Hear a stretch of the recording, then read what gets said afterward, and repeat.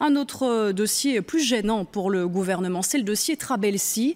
Le gouvernement a peut-être agi dans la précipitation. Notre pays a répondu à la demande américaine et a extradé le Tunisien.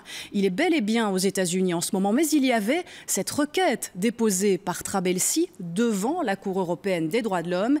Et Nora Khalifi va nous l'expliquer. Cette extradition est donc considérée comme illégale.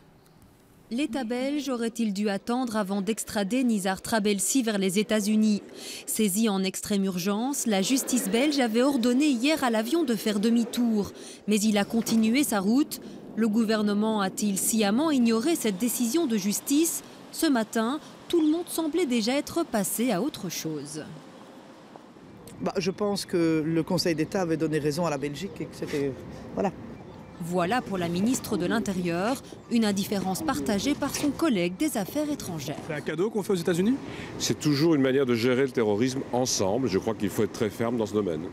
Quitte à s'asseoir aussi sur le droit international, car Nizar Trabelsi avait déposé une requête devant la Cour européenne des droits de l'homme. En cas d'extradition vers les États-Unis, l'homme craignait d'être condamné à une peine maximale incompressible, mais pas seulement. Les Américains, eux, voudraient savoir comment Trabelsi a eu des informations sur Klein Obrogel. Vous craignez quoi? Nous craignons qu'en réalité, pour obtenir ces informations, les États-Unis aient recours à des méthodes qualifiables de torture ou de traitement inhumain et dégradant. On sait, et il y a des rapports qui ont été rendus par différents organismes internationaux, on sait que les États-Unis pratiquent ce genre de méthodes dans le cadre d'interrogatoires, que ce soit pour des faits de terrorisme ou d'autres. C'est pourquoi la Cour européenne des droits de l'homme avait ordonné la suspension de l'extradition de Nizar Trabelsi, le temps qu'elle rende son avis. La Belgique était obligée de patienter. On sait aujourd'hui qu'elle n'a pas attendu.